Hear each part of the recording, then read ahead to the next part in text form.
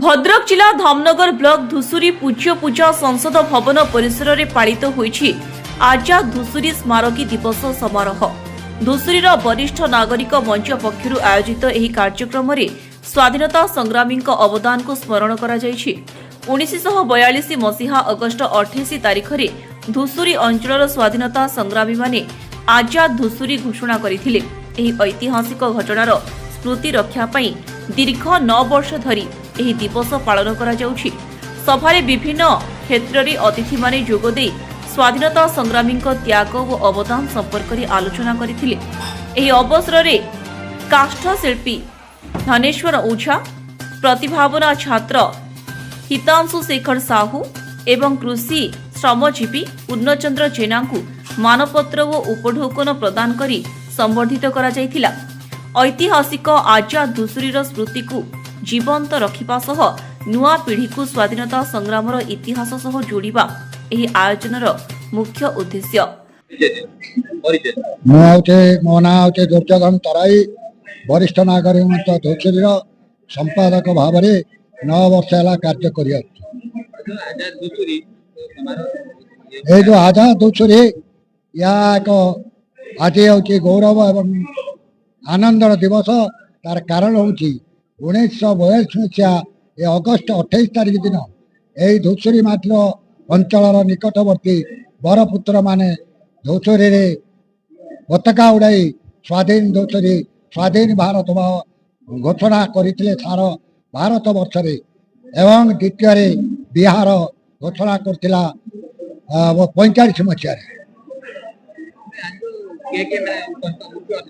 मुख्य अतिथि सूर्यवंशी सूरज कर प्रोग्राम अच्छी एवं द्वितीय आमर धामनगर अध्यक्षा शर्मिष्ठा बेहरा, तृतीय स्थानीय सरपंच एवं विशिष्ट वक्ता भाव आमर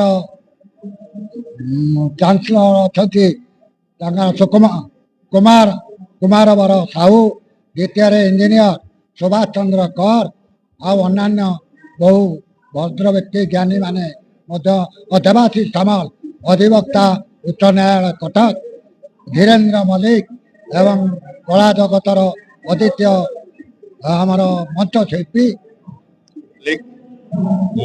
अभिनेता निर्देशक दूरदर्शन चलचित्र एवं मोर शताब्दी कलाकार नाट्य अनुष्ठान मु हूँ सेक्रेटरी आ पूर्वतन संगीत नाटक एकाडेमी सेक्रेटरी।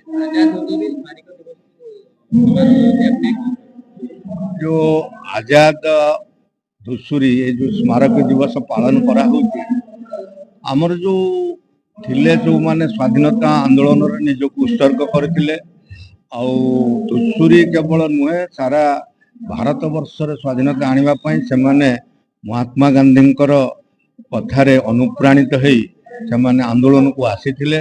तांको भितरु बहुत भी जेल जाइचंती, बहुत भी मोरी भी जाइचंती। तेणु सेमानकु मने पकेबा पई हमर ए जो वरिष्ठ नागरिक मंच 9 वर्ष हला सेटा को पालन करूची। आमर युव पीढ़ी आमर छात्र समाज जाको कहउचंदी आमे जेनजी सेमाने आमर स्वाधीनता विषय जानिबा उचित एवं आमर जो लोक माने सब प्राणबली देइचंती स्वाधीनता संग्राम रे निजर जीवन उत्सर्ग करचंती से विषय जानिबा उचित। तेणु ताकू मने पके देबा पई ए जो पूज्य पूजा कमिटी ए कार्यटी करूची प्रत्येक वर्ष। या द्वारा आमर वरिष्ठ जो वयोज्येष्ठ लोक मैंने अच्छा से युवक मैंने आसुच्च।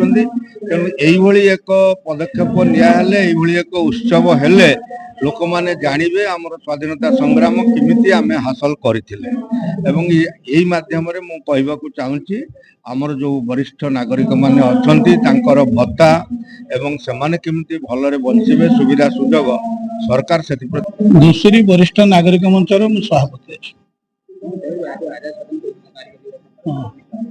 आमर 1942 मसीहा अगस्ट मसीह जो सारा भारत वर्ष तमाम ब्रिटिश भारत छाड़ जो आंदोलन चलता से आंदोलन समय रे अगस्ट 28 तारिख दिन आमर ये धुसुरी अंचल बहुत स्वाधीनता संग्रामी से स्वाधीनता संग्राम में सामिल होते बसिक गोटे निष्पत्ति कले भारत वर्ष स्वाधीनता विलंब हो ब्रिटिश वाला विलंब कर ଆମକୁ ସ୍ୱାଧୀନତା ଦଉନାହାନ୍ତି। ତେଣୁ ଆମର ଏଠି ଧୂସୁରୀ ଆମେ ଏହାକୁ ସ୍ୱାଧୀନ ଭାବରେ ଘୋଷଣା କରିବା, ଆଜାଦ ଧୂସୁରୀ।